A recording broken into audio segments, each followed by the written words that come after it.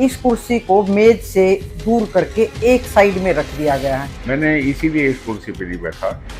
जो भी इसका प्रधान आएगा, जो भी आएगा, तो मैं उनको इस कुर्सी पे बिठा के जाऊँ।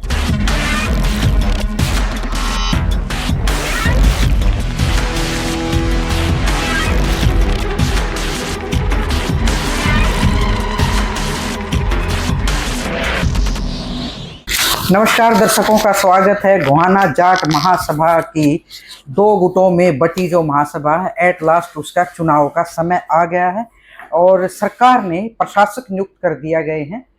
यूनिवर्सिटी से डिप्टी रजिस्ट्रार हैं रिटायर्ड, और वो आज आ भी गए। वैसे तो उन्होंने 6 जून को कार्यभार संभाल लिया था, पर हमारी बात नहीं हो पाई।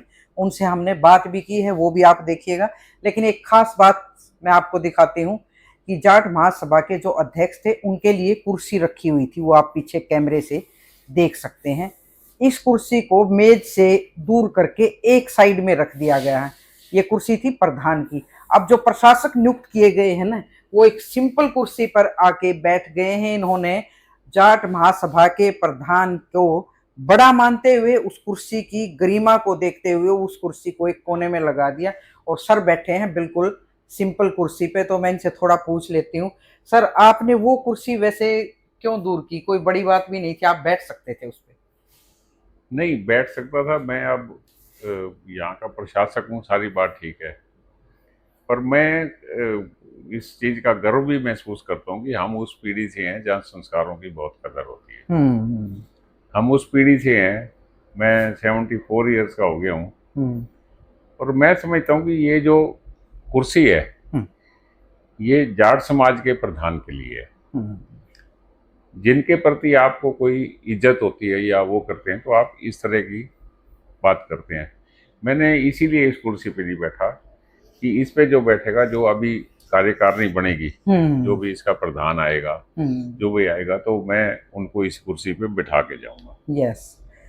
तो ये हिंदुस्तान की और हरियाणा की परंपरा कहूँ, सभ्यता कहूँ, या अपने बड़ों के प्रति इज्जत कहें हम, ये हमेशा एक अलग पहचान है इस हरियाणा की कि कुर्सी की इज्जत है। और इनका ऐसा मानना है कि जो भी बनेगा उसको उस पर बैठा कर जाएंगे। बस एक जो कानून के मुताबिक जो भी प्रोसेस है वो सारा प्रोसेस करके और मैं चुनाव जल्दी से जल्दी कराने की कोशिश करूंगा।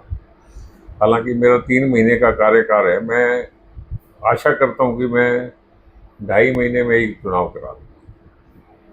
एक 45 दिन का एक मैंडेटरी प्रोसेस है, वो तो मुझे पूरा करना ही पड़ेगा। उससे पहले मैं लिस्ट फाइनल कर रहा हूँ। लिस्ट फाइनल के लिए आज मैं ये ले आऊँ, तो वोटर लिस्ट छपेगी, उसके बाद जो है शेड्यूल निकाल देंगे इलेक्शन का। तो वोटर लिस्ट की बात है, तो वोटर्स की मुझे लिस्ट दी गई है, उसमें से ऐसा बताया गया कि उसमें से शायद 20 या 22 लोग जो है उनकी डेथ हो चुकी है। तो यही होंगे 450 से कम भी 440 442 ऐसे वोटर। तो दोनों जो भी प्रधान वैसे मतलब सर्वसम्मति से बनाए गए थे, जिसकी वजह से मतभेद हुए, क्या दोनों ने अपना अपना रिकॉर्ड आपको सौंप दिया?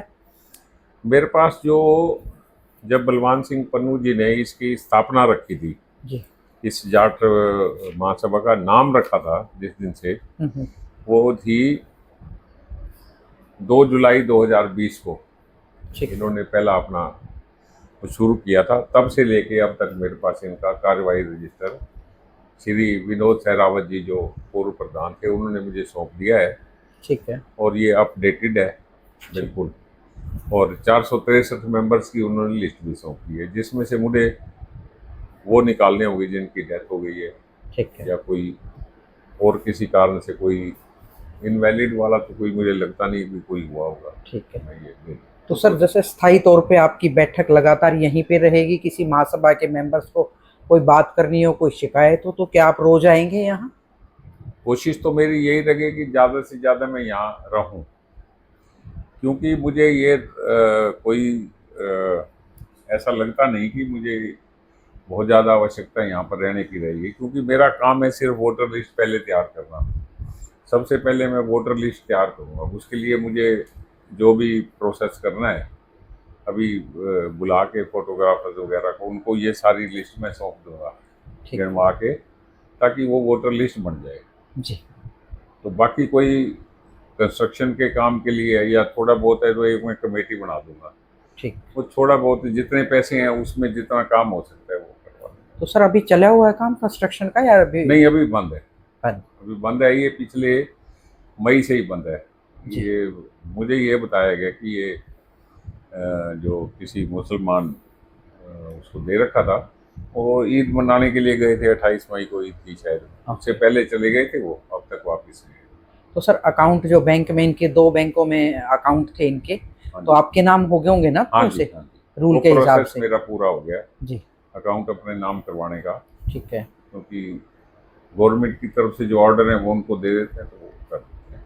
सर आप रिटायर कहाँ से हुए थे? मैं रिटायर गुरु जम्बेश्वर यूनिवर्सिटी हिसार से डिप्टी रजिस्ट्रार रिटायर हुआ हूँ। गवर्नमेंट का रूल है कि जो एडमिनिस्ट्रेटर लगाना होता है, जी। ही शुड बी एक retired class 1 officer from any government organisation और जी। जी। जी। तो चुनाव की प्रक्रिया लगभग कब से स्टार्ट है? प्रक्रिया तो बताया ना आपको, जैसे ही मेरी ये लिस्ट फाइनल हो जाएगी, सबसे पहला काम होता है लिस्ट फाइनल करने का।